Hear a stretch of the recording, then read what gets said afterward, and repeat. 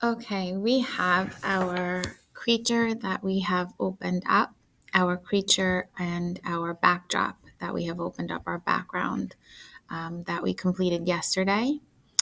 And today I'm going to show you how to start the animation process. So you really have to think about where you want your creature to go, what you want it to do. So for example, just to do a simple one, I'm going to start my character up here. And without changing the size or the direction of my character just yet, I just want to quickly show you how you're going to do a quick, simple animation. So the first thing you need to do is duplicate this character. And so just like we talked about how the layers palette, which is over here on the right, is like a sandwich. We need to create some more of that inside of your sandwich. We need to add some more cheese and meat and lettuce in there. So we want to make some more layers. So the way we're going to do that is go to our menu bar up top, and you're going to see the option that says layer, and you're going to click on that layer option, and you're going to say duplicate layer. Now, if you noticed, it created an exact copy of the layer I had there below that was selected. And you can tell it's selected because it's a lighter color gray. So when I click through them, you can see, okay, this is the background layer that's selected. Now this layer is selected, and now my top layer is selected.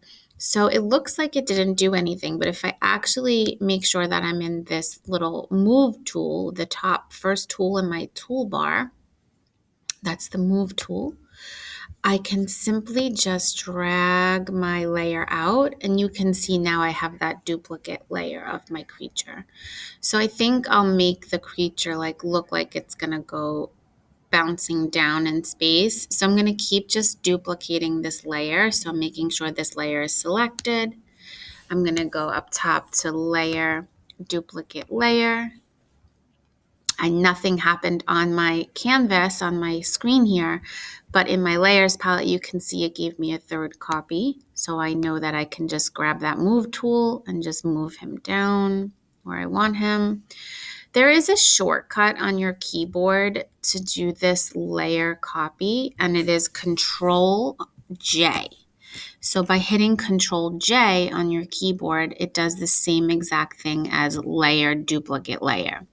So notice I have 4 copies now, and I'm just going to drag that other one down, and I'm going to just keep doing this, Control J, and I'm duplicating this layer again, and I'm going to move this creature back up. I want to make him look like he's bouncing, almost like jumping up and down, I guess.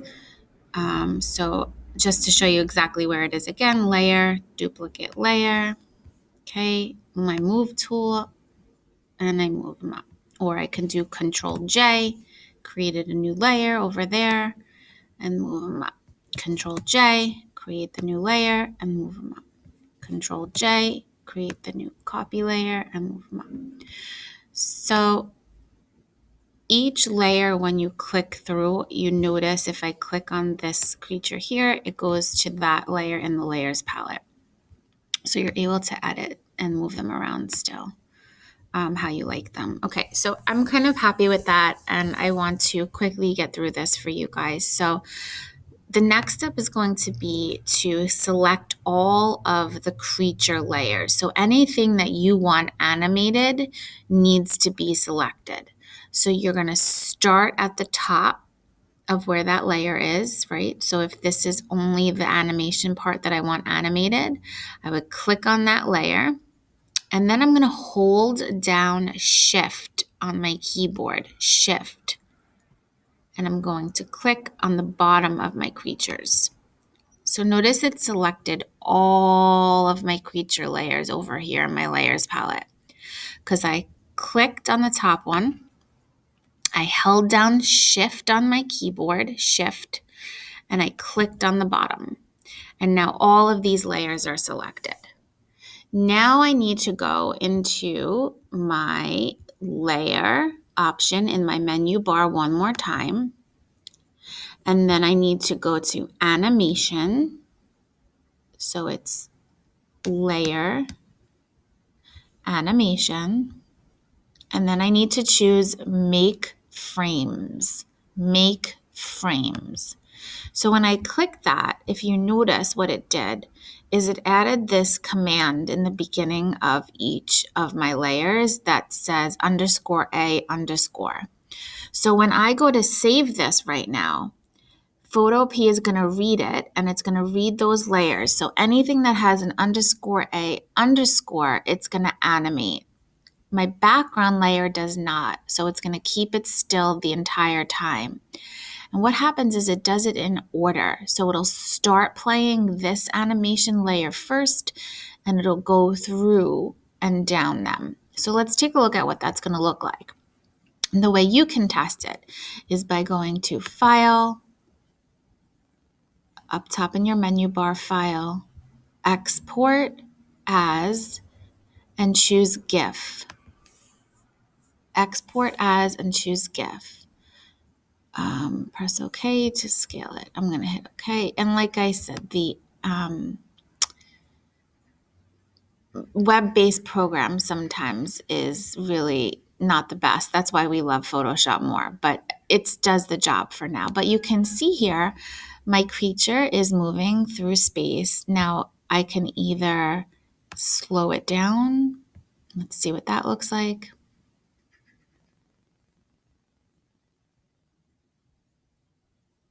It's just a little too slow for me. I'm going to fasten it up. There we go. I can also reverse the frames if I wanted to. I wouldn't touch the quality. I would leave it as high as you can. You can change the name if you wanted to, but these are going to be little GIFs. We're not making large animations. We don't have the software for that. So these will be tiny little GIFs, but they'll be fun. Okay, I'm happy with this speed here. And then I would just hit save, and it's saving to my Google Drive automatically because I'm in my Chromebook. Now, quickly, if I wanted to add a second piece to this, let's say I wanted to, on my background layer, put a picture of a moon in here. Maybe I just want to like draw in a circle. I could go over here to my toolbar and I could find my shape tool. And maybe I wanted to like add it looking like they're jumping on the moon or something. I would just click that shape and draw that shape in, and notice where it went. It went underneath everything but above my background. It's that sandwich concept again. The background is the bread and everything in between is the meat and cheese. So here I have right now the black colored moon. I really want to make it like a white colored moon, so I would come up here to where my menu bar is up top, and I would choose the fill option, and I'm actually going to choose just a white for now, just so you can see. Oh, it's pretty white. I want to make that a little bit darker. Just a little darker. And you don't have to draw stuff in. You can find more pictures and add more pictures, but I want it to kind of look like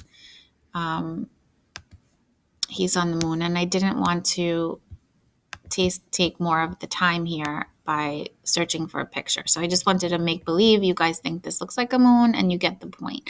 And then one more thing I want to mention is when you're going through your layers, you also have the ability to change the size and direction. So let's say, although this is a great quick little GIF, maybe I wanted to make him look like he's flipping in the middle upside down. So I'm going to click on one of these middle layers here. Notice it highlighted it over here. And I'm going to go up top to my menu bar. And I'm going to go to Edit. Edit. And I'm going to go down to Transform. Transform. And I'm going to choose rotate 90 degrees. Let's see what happens. Okay, he turned sideways. And then just so it looks like transitional and it doesn't look random. I'm going to do this so it looks like he's flipping. So now I'm going to take the next layer. I'm going to click and I'm going to go to edit. And I'm going to go to transform. And this time I'm going to choose rotate 180. So he flips all the way upside down. There we go. And then I'm going to click the next guy, the next layer here, and I'm going to go to edit. And I'm going to choose transform. And I'm going to choose 180 one more time. So he'll be upside down. And then I'm going to go back with the same layer and choose edit, transform. And I'm going to just kind of choose the free rotation tool. I'm just going to come up to this corner. And once the arrow changes, I know that I can rotate a little bit more. And I'm just going to slowly rotate. So it looks like he's flipping. And then hopefully, and then I'm going to hit enter. Hopefully now this will look like he did a little flip off of the moon. So I'm going to test it out. I'm not going to add the command to my shape layer because I want my moon to stay still like my background. So everything is good. All I did was change the position. I'm now going to go to File, Export, choose GIF, and hopefully there you go. Looks like he's bouncing off the moon. So I could sit here and explore this more and make it perfect, but I just wanted to show you quickly how all of the different things you can do. And that's it.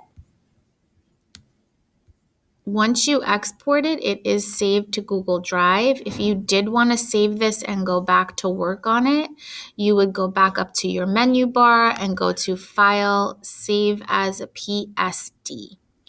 File, Save as a PSD, or if you did File, Save to Google Drive, I think it automatically saves a PSD. And remember, give it time. It is a web-based program.